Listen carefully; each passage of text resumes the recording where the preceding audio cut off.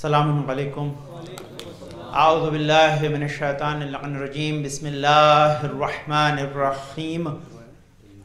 الحمدللہ رب العالمین بارئ الخلائق اجمعین فاطر السماوات والارضین ثم الصلاة علی رسولہ الکریم جد الحسن والحسین مولانا و مولا الثقلین بالقاسم محمد. اللہم صل علی محمد وآل محمد واہل بیتہ الطیبین الطاہرین المعصومین الغر المیامین المخجلین ولعنت علی اعدائہم اجمعین وغاصب حقوقہم ومنکر فضائلہم من یومنا ھذا الی قیام یوم الدین. اما بعد فقد قال اللہ تعالی فی کتابہ الحکیم وقولہ الحق.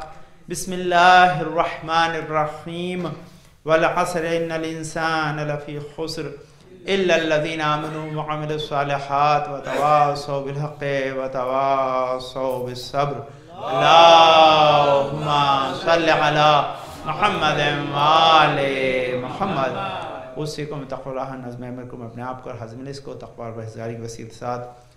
آج کا دن 8 شوال المکرم کا دن ہے جو مترادف ہے انہدام جنت البقیع سے، اور ہم احتجاجاً ساری دنیا میں اسے بقیع ڈے یوم بقیع کے طور پر مناتے ہیں. اس کا سبب یہ کہ جو عمل شوم وہابی حکومت کی طرف سے اس زمانے میں کیا گیا وہ ایسا عمل تھا کہ جس کا نہ تو شریعت نے حکم دیا اور نہ ہی انسانیت میں اس کی کوئی جگہ ہے. اس کا سبب ہے کہ دنیا میں جہاں بھی آپ جائیں گے وہاں ان لوگوں کی ہمیشہ تجلیل کی جاتی ہے، عظمت اور احترام کا خیال رکھا جاتا ہے جنہوں نے اپنی زندگی کو انسانیت کے لیے لگایا ہے. جب کوئی اگر دین کے لیے اپنی زندگی صرف کر لے یا اللہ کی طرف سے دینی رہنما بن کر آئے تو اس کی عزت و احترام اور زیادہ ہونا چاہیے. نبی نے اپنی زندگی میں عام لوگوں کی قبر پہ جانے کا حکم دیا، قبرستان میں جانے کا حکم دیا. اس کا سبب یہ تھا کہ اس کی وجہ سے انسان اس دنیا سے جو دل بستگی رکھتا ہے اس میں کمی آئے. انسان اس دنیا کو ہو کر نہ رہ جائے، اسے اپنی آخرت یاد رہے، اور اسی لیے وہ قبرستان جاتا ہے تاکہ دیکھتا ہے کہ آج جو ہے آرام کر رہے ہیں، ہم بھی ایک دن یہاں پر آ کر انہیں کے ساتھ آرام کرنے والے. بلکہ جو زیارت کے جملے نبی فرمایا کرتے ہوئے یہی کہتے ہیں ہم سے پہلے گئے، ہم بھی تمہارے ساتھ ملحق ہونے والے ہیں. تو یہ آخرت کو یاد دلانے کے لیے عام. لیکن آخرت بخیر ہو کن کی ہوئی ہے تو ان کی قبروں پہ جانے کے لیے اور زیادہ تاکید کی گئی ہے. اور یہ نبی نے اپنی زندگی میں بھی پروگرام میں تھا تو اتفاق سے کسی نے سوال کیا کہ اگر قبر پہ یہ بنانا جائز ہوتا تو نبی خود بنا کے جاتے. تو نبی نے بنایا تھا. میں نے عرض کیا کہ کل رات کو عرض کیا تھا کہ ایسا نہیں کہ نبی نہیں بنایا. جن کی تجلیل کرنی تھی جناب حمزہ کی قبر پہ صاحبان بنایا اور برابر جاتے تھے تو نبی نے عمل کیا. اس کے بعد خود نبی اپنی زندگی میں یہ خود جناب عائشہ سے جو ہے بہت مشہور روایت ہے کہ امام حسن امام حسین جو ہے اللہم صلی علی محمد وآل محمد کتنی نبی محبت کرتے تھے. وہ فرمائیں ایک دن امام حسین آغوش نبی میں بیٹھے ہوئے تھے، نبی ان کے رخسار کے بوسے لے رہے تھے، بہت محبت کا اظہار کر رہے تھے. تو پوچھا کہ آپ ان سے کیوں محبت کرتے ہیں؟ تو نبی نے کہا کہ یہ میرا نواسہ جو ہے وہ دشت بیابان میں بھوکا پیاسا شہید کر دیا جائے گا، اور جو کوئی زیارت کو جائے گا اس کی خدا اسے میرے جیسے ایک حج کا ثواب دے گا. تو انہیں تعجب ہوا کہ آپ جیسے ایک حج کا، تو نبی نے 2 کر دیے، 3 کر دیے. روایت میں لکھا ہے کہ 90 یا 100 حج تک انہوں نے اسے بڑھا دیا. کوئی اگر زیارت امام حسین کو جاتا ہے تو 100 حج کا ثواب، وہ بھی نبی جیسے حج کا. اس کا سبب یہ ہے کہ ہمارے حج ہو سکتا قبول ہو نہ ہو، نبی کے حج کے اندر کوئی شک ہی نہیں ہے. تو خدا نبی جیسے حج کا. تو یہ سوال ہے کہ جائے گا کب آدمی زیارت کو؟ جبکہ وہ زیارت گاہ کو جانے گا جب اسے پتہ ہوگا یہ قبر امام حسین ہے، اور دشمن نے مٹانے کی کوشش کی اور اللہ نے بچایا. اسی لیے زیارت امام حسین توحید کی علامت ہے کہ امام حسین نے اتنی بڑی قربانی دی، اسی لیے کیونکہ یہ خدا کے ہونے کی دلیل تھی. خدا کی عظمت کے مقابل میں امام حسین کی قربانی چھوٹی ہے، لیکن عظمت توحید کو سمجھانے کے لیے بہت بڑی ہے.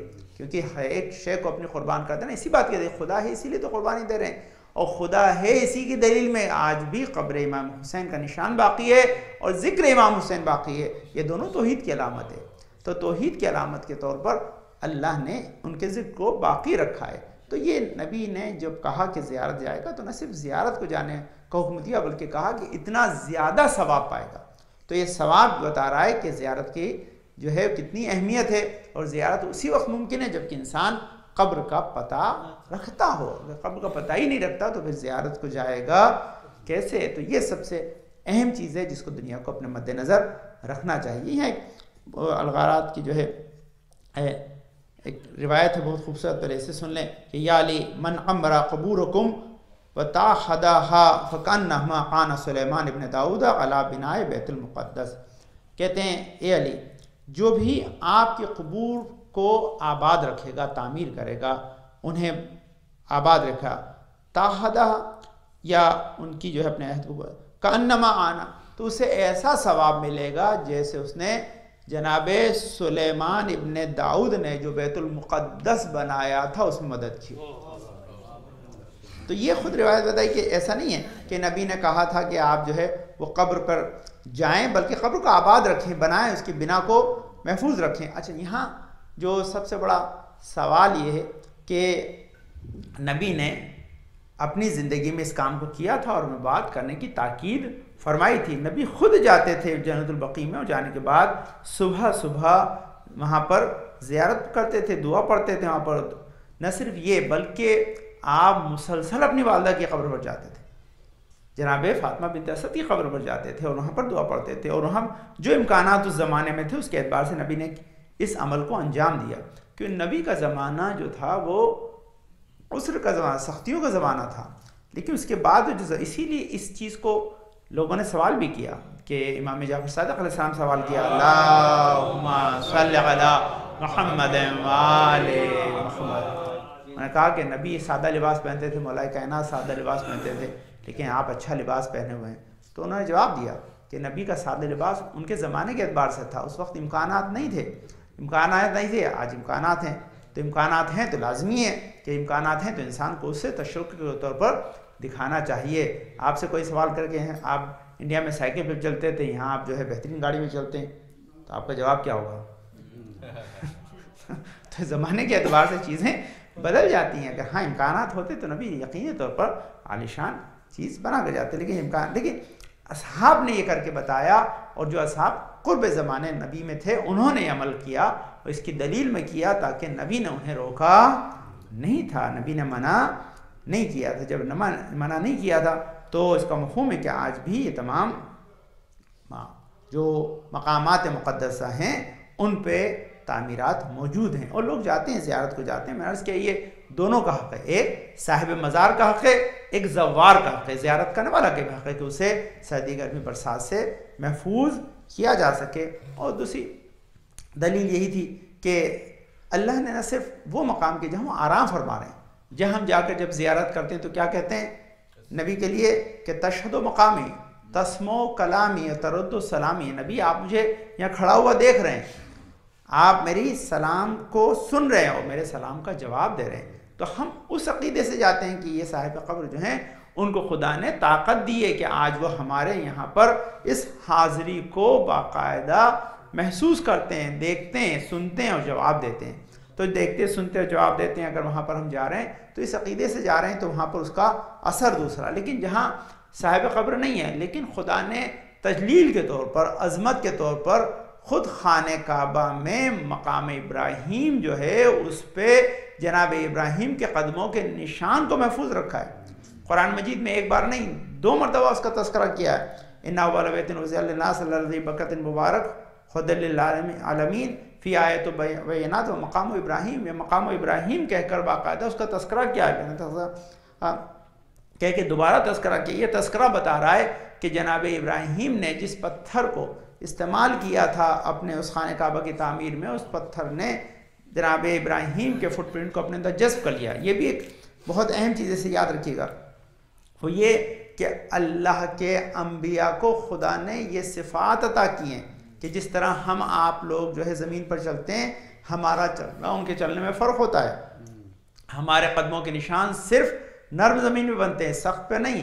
لیکن اگر وہ چاہیں تو الٹا ہو، وہ سخت زمین پہ فٹ پرنٹ بنا دیں، نرم زمین پہ ان کی فٹ پرنٹ نہ بنے. یہ بالکل الٹا. اور اس کا سبب یہ ہے کہ کیونکہ وہ صاحب اعجاز ہیں، خدا نے انہیں یہ تمام صلاحیتیں عطا کی ہیں. تو خدا نے آج بھی اس مقام پر وہ موجود ہے، اور خانہ کعبہ میں آج بھی اسے لگائے، کیونکہ قرآن کی آیتوں میں 2 مرتبہ اس کا تذکرہ کیا ہے مقام ابراہیم کا. تو مقام ابراہیم کیوں ہے؟ کیوں تجلیل ہے اس کی کہ جس نے بنایا تھا. تو اگر مقام ابراہیم جو ہے وہ باقی رہ سکتا ہے اس بنا پر کہ یہ بنائے خانہ کعبہ میں شامل تھے، تو جو بنائے دین میں شامل ہیں، جو قل صلی اللہ علیکم اجرا للمودۃ فی القربہ کی دلیل ہیں، ان کے دنیا میں آنے اور جانے کی علامتوں کے طور پر ان کی قبروں کے نشان کو باقی کیوں نہ رکھا جائے. تو یہ سب بالکل عام چیزیں ہیں، جس کو انسان ذرا سا غور کرے تو اس کو پتہ چل جاتا ہے کہ یہ مقامات مقدسہ اور ان کی عظمت اور ان کی زیارت کس قدر ہمارے لیے باعث خیر و برکت رکھتی ہے، اور یہ ہماری باعث خیر و برکت ہے. اس کے لیے بہت سے دوسری دلیلیں ہیں، اور ان دلیلوں کو آپ خدمت میں مختلف موقعوں پر عرض کیا ہے. لیکن نبی جب جاتے تھے تو جانے کے بعد جو جناب حمزہ کی قبر میں زیارت کرتے کہتے ہیں السلام علیکم بما صبرتم فنعم عقبی الدار. کہتے ہیں کہ آپ پر سلام ہو کہ آپ نے اپنی زندگی میں صبر کیا، اور آپ کے لیے عقبی الدار یعنی آخرت کے بڑے مقامات ہیں.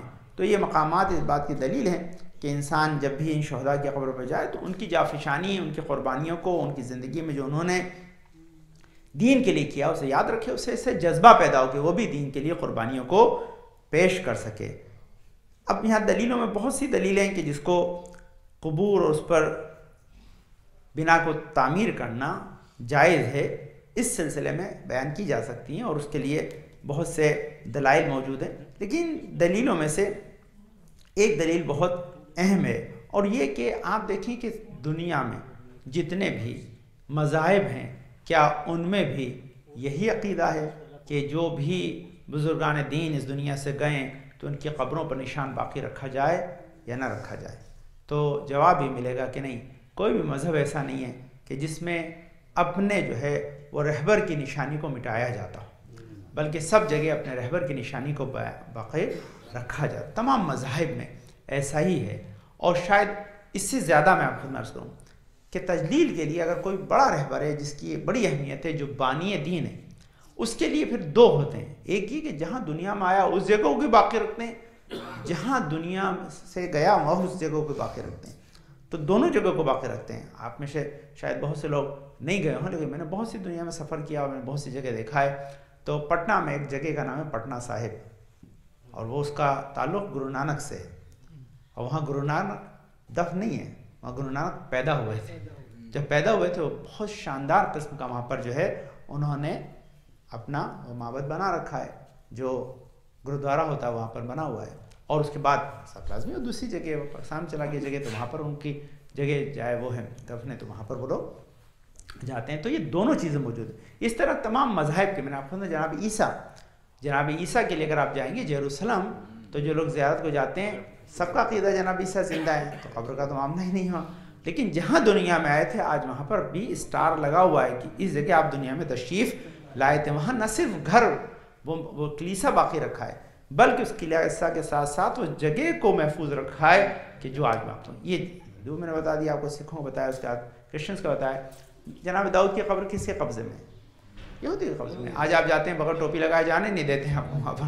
آپ جاتے ہیں تو آپ کو ٹوپی لگا کر ہی وہاں پر جانا ہے. ہاں ہمارے ساتھ یہ ہوتا تھا کہ آپ کو کپا دے دیتے ہیں. ہمارے کو آپ کو پتہ ہے کپا لگانا ہماری جائز نہیں ہے، ہم کپا لگا کے نہیں جا سکتے، تو ہمیں اپنی ٹوپی پہن کر جانا پڑتا ہے. تو ٹوپی سر ڈھک کے جانا پڑتا ہے. تو ایون یہی ان جگہوں پر آپ کو سر ڈھکے بغیر جانے نہیں دیتے. یعنی صرف یہ نہیں ہے کہ آپ اپنی مرضی سے چلے جائیں، اس کا ایک پروٹوکول ہے، آپ کو اسے فالو کرنا ہے. یعنی اس کی عظمت کا خیال رکھنا. آپ اس عظمت کو بھی جو ہے وہ مد نظر جب تک نہیں رکھیں گے آپ کو زیارت کرنے نہیں دیا جائے گا. تو یہ اس طرح کا آپ دیکھیں کہ تمام مذاہب میں، اور مسجد کے اندر باقاعدہ جو ہے قبر کا ہونا، یہ تو جناب ابراہیم کی قبر مسجد میں، جناب خز کہتے ہیں جناب یوسف کی قبر مسجد میں، یہ تمام مساجد کے اندر ہے.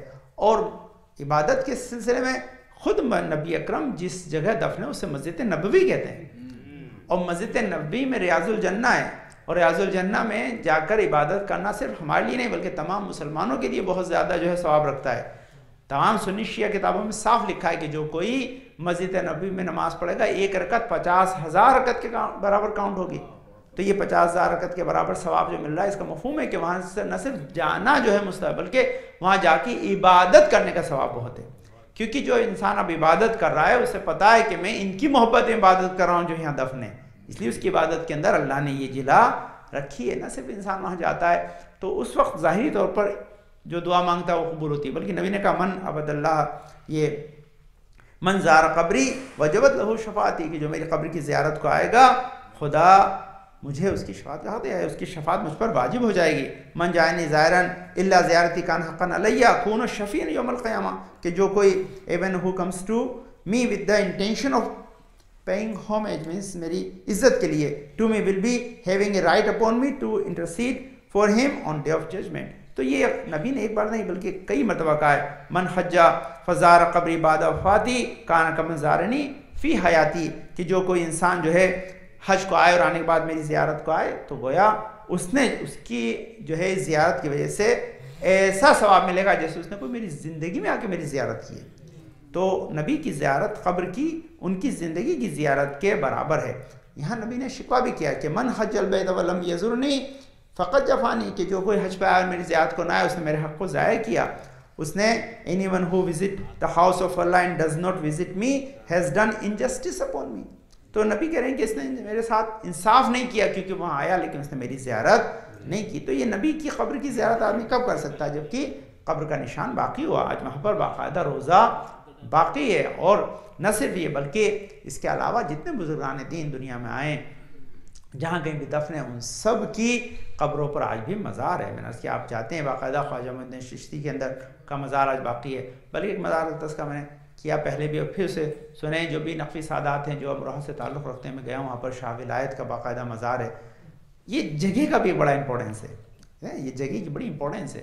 اور اس کے لیے کہ آپ دنیا کہیں کا بھی بچھو لے جائیں اس علاقے میں لے جائیں گے تو وہ نہیں کاٹے گا. اس پرائمیسس میں آج بھی نہیں کاٹتا ہے، آج بھی نہیں کاٹتا، آج بھی ہے. تو اس کا مفہوم ہے. لیکن اس کے باہر لے جائیں گے وہ کاٹ دے گا، ادھار لے کر جائیں گے تو نہیں کاٹے گا، لیکن جیسے دن پورے ہو جائیں گے پھر کاٹ لے گا.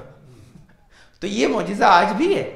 آج بھی آپ اس معجزے کو دیکھ سکتے ہیں. یہ معجزہ کیا بتاتا ہے کہ اتنے سال کے بعد نقوی سادات میں جو شخص آئے جو مرید اعلیٰ ہیں ان لوگوں کے جو آج سادات وہاں امروہہ میں رہتے ہیں، اگر ان کا یہ اعجاز ہے تو امام علی نقی کا کتنا بڑا اعجاز ہوگا، اور ان کا اگر اتنا اعجاز ہے تو رسول کا اتنا اعجاز ہوگا. اس محبت سے اگر کوئی زیارت کرے گا تو ضرور شفاعت کو پائے گا. تو یہ تمام چیزیں دنیا کے اندر بہت آیا ہیں. اللہ نے اسے بہت ہی واضح طور پر دنیا کے سامنے رکھا ہے تاکہ انسان اسے بھول نہ جائے. اب یہاں کچھ لوگوں نے جو دین کے لیے کیا ہے ان کا کچھ حق ہم پہ بنتا ہے. اگر انسان اس حق کو ادا نہیں کرے گا تو ضرور مسئول قرار پائے گا، خدا اس سے سوال کرے گا. ان میں جو شخصیات ہیں جن کی خدمات کا انسان انکار نہیں کر سکتا، اس میں خدیجہ الکبریٰ ہیں جنہوں نے اپنی ساری دولت دے دی. مسلمانوں کو کیا حق نہیں ہے کہ آج جب ان کے پاس دولت ہے، مال ہے، تو ان کی قبر کا نشان کو باقی رکھے. یہ خوبصورت چیز دیکھی، میں بھی پڑھ رہا تھا کہ آپ دیکھیے ماشاءاللہ آج تو دنیا کے اندر بہت ہی زیادہ اتنا ایڈوانس ٹیکنالوجیز آ گئی ہیں کہ آپ اس سے بہت سی چیزوں کو پتہ لگا سکتے ہیں. پہلے ہوائی جہاز سے دیکھتے تھے، آج آپ سیٹلائٹ سے دیکھ سکتے ہیں. کہتے ہیں اگر آپ تصویر لیں ان شہروں کی، نجف کی تصویر لیں آپ یا کربلا کی تصویر لیں تو سارا شہر آپ کو سیاہ نظر آتا ہے، لیکن جہاں روزہ ہے وہ جگمگاتا ہوا نظر آتا ہے. لیکن اس کا اپوزٹ ہے، اگر یہیں پر آپ مدینے کی تصویر لیں تو مدینہ جگمگاتا ہوا نظر آتا ہے، بقیع پہ اندھیرا نظر آتا ہے. تو یہ اندھیرا بتا رہا ہے کہ لوگوں نے حق کے جناب فاطمہ سے ادا نہیں کیا. یہی مکہ میں پورا مکہ جگمگاتا ہوا نظر آتا ہے، لیکن قبر جناب خدیجہ پہ اندھیرا نظر آتا ہے. جناب ابو طالب جن کے لیے اور خدیجہ کے لیے 1 سال نبی نے غم بنایا ہو یہ کہہ کر کہ یہ میرے شفیق تھے، میرے مددگار تھے، مونس تھے، محسن تھے، دنیا سے چلے گئے. اس کے بعد انسان کے لیے کیا رہ جاتا ہے کہ وہ ان کے احسان کا بدلہ ایسے ہی ادا کرے کہ ان کی قبر کا نشان بھی نہ ہو، لوگ جائیں تو پوچھتے ہوئے رہ جائیں، کوئی بتانے والا وہاں پر موجود نہ ہو. تو یہ تمام تر چیزیں دنیا میں موجود ہیں جس کو انسان دیکھے. اور یہ احتجاج آج کا نہیں ہے. میں نے عرض کیا جس سال یہ انہدام ہوا تھا، میرے پاس یہ موجود ہے پکچر اس کی، جو جس دن گرایا تھا اس کے اگلے دن کا اخبار جو مصر سے نکلا ہے اس نے احتجاجاً لکھا ہے کہ اصحاب کے مزار سے اصحاب کے قبور سے مزار کو منہدم کر دیا گیا، اور تب سے ہی یہ احتجاج جاری و ساری ہے، اور جب تک وہاں پر تعمیر نہیں ہوگی اس وقت تک احتجاج جاری و ساری رہے گا۔ انشاءاللہ جب ہم اپنی زندگی میں اسے تعمیر ہوتے ہوئے دیکھیں گے تو یقینی طور پر یہ ہماری باعث مسرت ہوگا۔ نہیں تو جواب اذان کا میں جہاں سے شروع کیا تھا وہیں جواب دے کر بات کو ختم کر رہا ہوں۔ یہ بھی کہ میں بیٹھے بیٹھے سن رہا تھا تو تھوڑا سے کالرس آتے ہیں تو سوال کرتے ہیں، شاید سنی کالر آیا تھا، اسی نے یہ سوال کیا تھا کہ اگر نبی ہوتے تو خود اگر جائز ہوتا تو نبی بنا کے جاتے۔ تو اب دوسرا جواب سنیے، ہم نے دوسرا جواب دیا تھا، یہاں دوسرا جواب سنیے۔ وہ دوسرا جواب یہ کہ نبی نہیں ہے لیکن نبی کے خاندان کی ایک فرد جن کا نام و لقب نبی جیسا ہے باقی ہے۔ اللہم صلی علی محمد وآل محمد، جن کے انتظار میں ساری دنیا ہے، وہ آ کر جب تعمیر کر رہے ہوں گے تب پوچھنا کہ نبی نے کیوں نہیں بنائی تھی، وہ جواب بھی دیں گے اور بنا کے تمہیں بتائیں گے بھی، کیونکہ یہی وہ امام زمانہ ہے جو ہر شب جمعہ امام حسین کے روزے کی زیارت کو جاتے ہیں۔ یہ وہی جو ہر شب جمعہ امام حسین کے روزے کی زیارت کو جاتے ہوں، وہ کیسے برداشت کریں گے کہ ان کی جدہ فاطمہ زہرا کی قبر ویران ہو، حسین کی قبر پہ تو اتنے زائر ہوں اور فاطمہ زہرا کی قبر پہ کوئی زائر موجود نہ ہو۔ یہ امام حسین نہ برداشت کریں گے، نہ امام زمانہ، نہ ان کے چاہنے والے۔ یا بہرحال بہت چیزیں، لیکن میں آپ کو چند چیزیں پیش کرتا ہوں کہ ہماری ذمہ داری کہ ہم اس کو کس طرح سے دنیا کے سامنے پیش کریں۔ میں نے اس کیا یہ ایک مقدمہ ہے جسے ہمیں مسلسل لڑتے رہنا ہے جب تک ہمیں اس کے کامیابی کیسے امکنہ نہ کرے یا ہمارے حق میں فیصلہ نہ ہو اور ہم اسے تعمیر کرنے میں کامیاب نہ ہو جائیں۔ خدا کم سے کم ہمیں ان لوگوں میں شامل کرے کہ جو تمنائے تعمیر بقی رکھتے تھے، ان میں شامل نہ کرے جنہوں نے انہدام کیا تھا۔ اللہم صلی علی محمد وعلی محمد، محمد وعلی محمد۔ بسم اللہ الرحمن الرحیم۔ اللہم ارزقنا ایمانا صادقا ولسانا ذاکرا وقلبا خاشعا وبدنا صابرا وعلما نافعا وعملا متقبلا ورزقا واسعا وزوجتا صالحا ولدا صالح پانا و تجھ واسطہ میں پاک میں شفاء کامل آجت اور مشان کو دور فرما دے، میں عبادات کو قبول فرما لے، ہمارے گناہوں کو بخش دے، اس وقت دنیا سے اٹھانے تک ہمارے گناہوں پہ فقل میں پھیر دے۔ پانے والے حضم جماعت میں شیعہ حضر کرام جماعت بیان زبان کے سب میں سب کو شفاء کامل عاجل عطا فرمائے۔ سبحان نوشاد بھائی ابن فضا محمد بھائی مذہب بھائی مقصود اشتاق بھائی ناصر بھائی حسنین بن مقصد بھائی عائشہ بھائی فتح علی ابن قمر بھائی پانے آصف بھائی ابن فقیر محمد پانوان بھائی ابن فدا بھائی پانے والے جنات بیمان پر زبان رامنی جنات دعا کے لیے کا صابر اور شکر شفاء کامل عاجل عطا فرما۔ ہمارے امام زمان کے ظہور میں تاجیل عطا فرما، ہم کو ان کے انصار و اعوان میں قرار دے۔ بسم اللہ الرحمن الرحیم۔ اذا جاء نصر اللہ والفتح ورأيت الناس يدخلون في دين الله أفواجا فسبح بحمد ربك واستغفره إنه كان توابا۔ اللهم صل على آل محمد، اللهم صل على محمد وآل محمد، اللهم صل على محمد وآل محمد۔ اعوذ باللہ من الشیطان الرجیم، بسم اللہ الرحمن الرحیم۔ الحمدللہ رب العالمین بارئ الخلائق اجمعین فاطر السماوات والارضین۔ پاک و منزہ قدس کائنات ہستی کو خلق کرنے والا ہے، پاک و منزہ قدس شیطان ہمارے دل کے حال کو جاننے والا ہے، پاک و منزہ قدس ذرا برابر نے کی بدی کا حساب کتاب رکھتا ہے، پاک و منزہ قدس عفو بخشش کرنے والا ہے، پاک و منزہ قدس ہماری ہدایت کے سامان کو فہم کیا، نبیوں کو قرآنی سلسلہ بھیجا۔ الصلاۃ والسلام علی خاتم النبیین محمد مصطفیٰ صلی اللہ علیہ وسلم، صلی علی محمد وآل محمد۔ الصلاۃ والسلام علی علی ابن ابی طالب، اللہم صلی علی محمد وآل محمد۔ الصلاۃ والسلام علی فاطمۃ الزہرا سلام اللہ علیہا، اللہم صلی علی محمد وآل محمد۔ الصلاۃ والسلام علی حسن ابن علی، اللہم صلی علی محمد وآل محمد۔ الصلاۃ والسلام علی حسین ابن علی، اللہم صلی علی محمد وآل محمد۔ الصلاۃ والسلام علی علی ابن الحسین، اللہم صلی علی محمد وآل محمد۔ محمد الصلاۃ والسلام علی محمد ابن علی اللہم صل علی محمد وآل محمد الصلاۃ والسلام علی جعفر ابن محمد اللہم صل علی محمد وآل محمد الصلاۃ والسلام علی موسیٰ ابن جعفر اللہم صل علی محمد وآل محمد الصلاۃ والسلام علی علی ابن موسیٰ الرضا اللہم صل علی محمد وآل محمد الصلاۃ والسلام علی محمد ابن علی اللہم صل علی محمد وآل محمد الصلاۃ والسلام علی علی ابن محمد اللہم صل علی محمد وآل محمد الصلاۃ والسلام علی حسن ابن علی اللہم صل علی محمد وآل محمد الصلاۃ والسلام علی خلف الحاد المہد المنتظر اللہم صل علی محمد وآل محمد وجل فرج مشر محمود ان کے ظہور سے دنیا عدل انصاف سے بڑھ جائے گی ظلم و جور ختم جائے تاج ظہور کے لیے دعا ہیں۔ ایک اور باب بھی ہے بہرحال زیارت کے سلسلے میں، وہ ایک الگ موضوع ہے، لیکن کیونکہ روایت میں سامنے آئی اس لیے آپ کو عرض کر دیتا ہوں کہ خواتین کا قبر کی زیارت کے لیے جانا ہمارے یہاں یا زیادہ تر مذاہب میں اس میں بھی کوئی اشکال نہیں ہے، کیونکہ یہ روایت ہمارے یہاں بہت معتبر ہے کہ فاطمہ زہرا سلام علیہ ہر شب جمعہ کو جناب حمزہ کی قبر کی زیارت کو جاتی تھیں اور روتی تھیں، وہاں گریا کرتی تھی، اس لیے ہمارے تمام ائمہ کی قبر پر تمام جو ہے وہ انتظامات موجود ہیں۔ اس کی وجہ سے کیونکہ یہ مسنون عمل ہے، اب یہاں دو طرح کا آپ دیکھیں باقاعدہ ہمارے یہاں سے خواتین تدفین میں نہیں جاتی، اچھی چیزیں نہیں جانا چاہیے، کیونکہ وہاں پر ان کو اگر ایموشنلی اپنے آپ کو کنٹرول نہ کر پائیں تو سب کا مجمع ہے اس میں نہ جائیں، یہی بہتر ہے۔ لیکن کیونکہ ایران میں ایسا ہوا تھا کہ جب جنگ چل رہی تھی تو زیادہ تر لوگ فرنٹ پہ ہوتے تھے، اب ایسے میں شہید کا اگر لاشا آتا ہے اور 5 لوگ دفنائیں تو اچھا نہیں لگتا، تو ایسے میں وہاں کے علماء نے اسپیشل اجازت دی اور اس وقت مردوں کے ساتھ خواتین کو باقاعدہ جو ہے قبرستان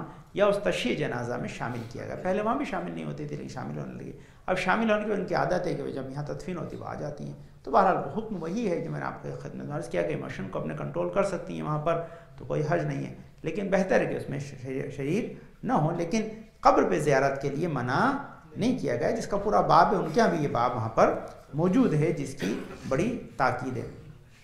میں بقی کے سلسلے میں عرض کر رہا تھا کہ ایک کتاب جو تقریباً یہ 1776 صفحے کی کتاب ہے، 1776 صفحے کی کتاب، اس میں تمام بقی کے سلسلے میں تمام معلومات ایک ساتھ جمع کی گئی۔ اس کا صفحہ نمبر 333 پہ بہت سے واقعات لکھے ہیں، ایک صفحے سے میں نے نکال لیا تاکہ تبرکاً آپ خدمت میں عرض کر سکوں کہ بقی کی ہسٹری میں بقی میں کیا کیا ہوا۔ اس کے علاوہ تو بقی میں جو بہت سی چیزیں ہوئی ہیں اس میں ایک چیز آپ کو میں رات کو عرض کی تھی کہ خود مولا کائنات نے ابن عباس کو جو بسم اللہ حمد کی تفسیر پوچھی تھی کہ حمد کی تفسیر کر دیں، تو بقی میں بیٹھ کر رات بھر بسم اللہ کی تفسیر مولا کائنات ابن عباس کے لیے کرتے رہے، اور پھر جب صبح ہو گئی تو خلاصہ عرض کیا کہ جو کچھ قرآن میں وہ حمد میں، جو حمد میں وہ بسم اللہ میں، جو بسم اللہ میں وہ بے میں، جو بے میں وہ نقطے میں، اور میں وہ نقطہ ہوں جو بے کے نیچے ہے، تو یہ جو انہوں نے بیان کیا تو یہ بقی میں تو اس کا جو محل بیان جو ہے وہ جنت البقی ہے، یہ ایک واقعہ۔ دوسرا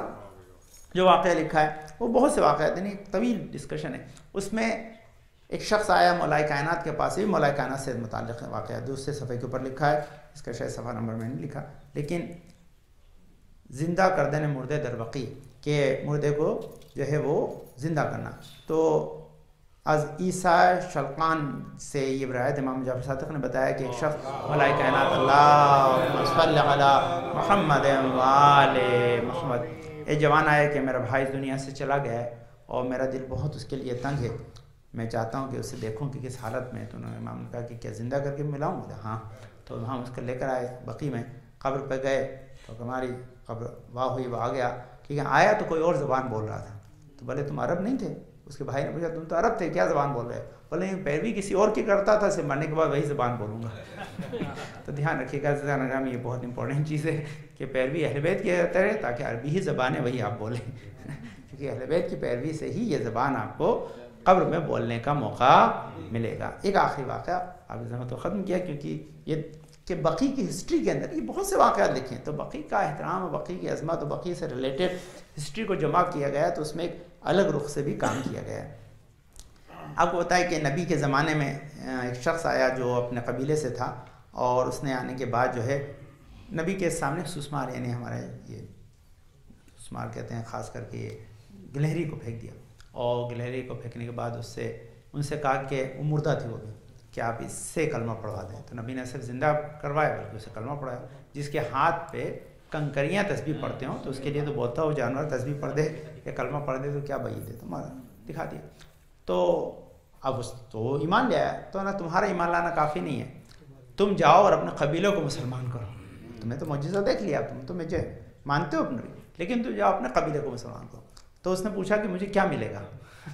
تو انہوں نے کہا میں 70 اونٹ، اب اس کی ساری صفات لکھی ہیں کہ سب کے سب جو ہے سرخ جو ہے جلد کے ہوں، کالی آنکھیں ہوں گی، یہ سب لکھا ہے، ایسے 70 اونٹ ہوں گے۔ اب نبی نے ایک اور کہا کہ دیکھو دھیان رکھو، یہ تو کوئی ایک دن کا کام تو نہیں ہے مسلمان کرنا ہے، جناب نوح کو 950 سال لگ گئے تھے مسلمان کرتے کرتے قوم کو، پھر بھی ایک کشتی بھر لوگ نکلے، تو اتنا آسان نہیں، تو ایسے میں کیا کرو گے؟ تو بولے کوئی ڈرنے کی بات نہیں، تم اپنا کام کرو، آؤ گے میں ہوں گا تمہیں دوں گا، نہیں تو میرا جانشین دے گا، میرا جو جانشین ہوگا وہ تمہیں یہ اونٹ دے گا۔ تو اب ایسے کے اندر وہ شخص جب مسلمان کر کے آیا تو نبی 11 ہجری میں جا چکے تھے، مولا کائنات کا دور تھا، یعنی خلفاء کا دور تھا، تو خلفاء کے پاس آیا، ایک کے پاس گیا، 2 کے پاس گیا، سب نے کہا کہ ایسا نبی وعدہ کر ہی نہیں سکتے، جھٹلا دیا اسے۔ تو اس نے کہا نہیں، نبی کا وعدہ تو سچا ہے، جو مردے کو زندہ کر کے کلمہ پڑھا دے اس کے لیے یہ وعدہ سچا ہے، لیکن یہ جو آدمی مجھے جھٹلا رہا ہے یہ جھوٹا ہے تو یہ کہہ کے پھر سلمان فارسی لے کے گئے مولا کے پاس۔ مولا نے امام حسن سے کہا، امام حسن نے کو جہاں بھیجا تھا اور جہاں سے اونٹ ملے وہ جگہ بقی ہے یہ واقعہ میں صفحہ نمبر 333 پر یہ پورا واقعہ میرے سامنے لکھا ہوا ہے، رکھا ہے۔ تب وہ بتایا کہ وہ نہ اپنے جو ہے عصا سے مارا، وہاں سوراخ ہوا، وہاں پتھر تھا اس میں سے جو ہے ایک مہار نکلی، ہاتھ میں دے دی، کہا اس سے لے جا، اس سے ویسے ہی اونٹ ملیں گے جیسا وعدہ نبی نے کیا تھا۔ 70 اونٹ نہیں ملے، تو یہ 2 چیز بتائی کہ نبی کا وعدہ سچا ہے، جو نبی نے کہا ہے ملے گا، اگر یہاں نہ ملتا تو ہمیں کیسے یقین آتا کہ وہاں ملے گا تو وہاں ملنے کے وعدے کو پورا کرنے کے لیے نبی نے یہاں دے کے بتایا کہ اگر میں یہاں دے سکتا ہوں تو میرا وعدہ وہاں بھی سچا ہے، ورنہ پھر مسلمان ایسی حوروں پہ نہ مر جاتے تو اس کے لیے وعدہ سچا ہے نبی سے کرتے ہیں۔ لیکن ہاں جانیں یہ اس کے لیے بڑی جو ہے ڈیٹیل ہے کہ کسی کو بچانے پہ حور ملتی ہے، کسی کو مارنے پہ حور نہیں ملتی ہے، تو حوروں پہ مرنا اچھا ہے، حوروں کے لیے مارنا اچھا نہیں ہے تو یہ بہرحال ڈیٹیل ہے اس کی بہت۔ خدا ہم کو انشاءاللہ توفیق دے کہ ہم ائمہ طاہرین کی زیارت کو بار بار جا سکیں، قبر ائمہ طاہرین پہ جائیں اور زیارت کریں، اور زیارت کرنے کے بعد ہمیں جو وہاں پر فیض ہے وہ ہمیں ملتا رہے۔ میں نے شب مرض کیا تھا پھر، کیونکہ وہ دوبارہ ریکارڈ ہوتی چیزیں تو ہو سکتا ہے یہ سنتے ہیں وہ سنتے ہوں، تو اس کی وجہ سے میں اس کے یہ سب سے بڑی دلیل ہے کہ جو 4-5 مذہب ہیں، ویسے تو شافعی، حنبلی، مالکی، حنفی اور جعفری، تو اس میں سے جو 4 مذہب کے جو خاص بانی ہیں، ابو حنیفہ 80 سے 150 ہجری تک ان کی قبر باقاعدہ بغداد میں موجود ہے۔ اس کے بعد جو شافعی، اس کے لیے بھی یہ بہت بڑی روایت ہے یہ کہ شافعی کی قبر کے اوپر جو ہے وہ برابر جو ہے احمد ابن حنبل جایا کرتے تھے، اور جانے کے بعد وہاں پر باقاعدہ زیارت کرتے تھے اور ان کے توسل سے مانگا کرتے تھے، یہ اہل تسنن کی کتاب میں۔ تو اگر ان کی قبر پر جا کر ایک جو ہے بانی مذہب دوسرے بانی مذہب کی قبر پر جا کر دعا مانگتا ہے، اس سے دعا پوری ہوتی ہے، تو کم سے کم ایک بات ضرور سمجھ آتی ہے کہ وہ ایک دوسرے کو کافر نہیں کہہ سکتے جو آج کہتے ہیں کیونکہ یہ جو ہے روایت بتا رہی ہے کہ یہ احترام ہے ایک دوسرے کا۔ اب وہ مذہب کے بانی ہے، فقہ انہوں نے پڑھائی ہے اپنے اعتبار سے، جو بھی مسئلہ ہے وہ ایک الگ، فقہ جعفری ہماری ہے، ان کی اپنی فقہ ہے، انہوں نے جو کہا ہے وہ ایک الگ گفتگو کا موضوع ہے، لیکن یہ روایتوں میں ہے، اس کی تمام میں پر ڈیٹیل ہے۔ تو یہ 3 کی قبروں پر باقاعدہ بنا موجود ہے، جس کی قبر پر بنا نہیں ہے وہ صرف انس ابن مالک ابن انس ہیں۔ کیوں؟ کیونکہ وہ خود ہی قبرستان بقی میں دفن ہے، اور بقی جب منہدم کی گئی ان کی قبر سے بھی بنا ہٹائی گئی ہے۔ تو کم سے کم ان کو ہمارا ساتھ دینا چاہیے اور آنا چاہیے احتجاج میں کہ ہم سب مل کر وہاں پر قبریں جو ہے معصومین یا ان کے بزرگوں کی قبروں کو تعمیر کریں تاکہ سب لوگ وہاں پر آ سکیں۔ بلکہ یہاں سمرقند میں جو بخارا میں ہے وہاں جو احمد بخاری تھے، امام محمد بخاری جو تھے، ان کی قبر پہ بہت خوبصورت بنا بنی ہوئی ہے، بہت خوبصورت جو ہے وہ مسجد بنی ہوئی ہے اور گولڈن ورک ہو رہا ہے وہاں پر. یہ سب تصویریں آج موجود ہیں انٹرنیٹ، آپ جا کے دیکھیں. تو یہ سب کا سوال ہے کہ اگر ان کی نزدیک بنا بنانا حرام ہوتا تو یہ فتویٰ دے کے جاتے، ان کے بعد ان کے ماننے والوں کو اس پہ اوپر عمل کرنا چاہیے تھا. نہ تو انہوں نے فتویٰ دیا ہوگا اور نہیں اس کی کسی نے مخالفت کی ہے، بلکہ بنا بتا رہی ہے کہ اگر ان کی قبر پر بنا ہے تو جن سے انہوں نے یہ تمام مذہب لیا ہے ان کی قبروں کو ویران نہیں ہونا چاہیے، اس پر بھی بنا ہونا چاہیے، کیونکہ یہ ہی انسانیت کا تقاضا بھی ہے. عزیزان گرامی، اب یہاں میں بہرحال ایک موضوع پہ تیاری کر رہا تھا، میں نے اس کو آمادہ کیا تھا، انشاءاللہ پھر کبھی آپ کو نشر کروں گا. اس میں جو حدیث نبی کی بہت خوبصورت، اس میں نے کام کیا، زینوا مجالسکم بذکر علی ابن ابی طالب، کہ اپنی مجلسوں کو زینت دو میرے بھائی علی ابن ابی طالب کے ذکر سے. تو اس پہ طویل جو ہے ڈسکشن کیا بہت سارے کہ زینت قرآن مجید میں کتنے مرتبہ ہے، کن کن چیزوں کو قرآن زینت کا ہے، اور زینت جو ہے آخرت کی کیا، دنیا کیا، انسان کی زینت کیا ہے. تو ان تمام زینتوں کو جو ہم نے دیکھا ہے تو ان زینتوں میں ایک سوال ہی پیدا ہوتا ہے کہ قبر کی زینت اور اس پہ بنا یہ بھی ایک شے ہے، کہ جہاں بیٹھ کر اس بات کو بیان کیا جاتا ہے اس کی تجلیل بھی ضروری ہے. یہی وجہ ہے کہ ہمارے جتنے ائمہ کے روزے بقی کے علاوہ ہیں سب مزین ہیں اور سب کی زینت بتا رہی ہے کہ ان کا ذکر بھی زینت ہے، ان کی قبر کی زینت بھی ہمارے لیے باعث فخر ہے. اللہم صلی علی محمد وعلی محمد، اللہم صلی علی محمد وعلی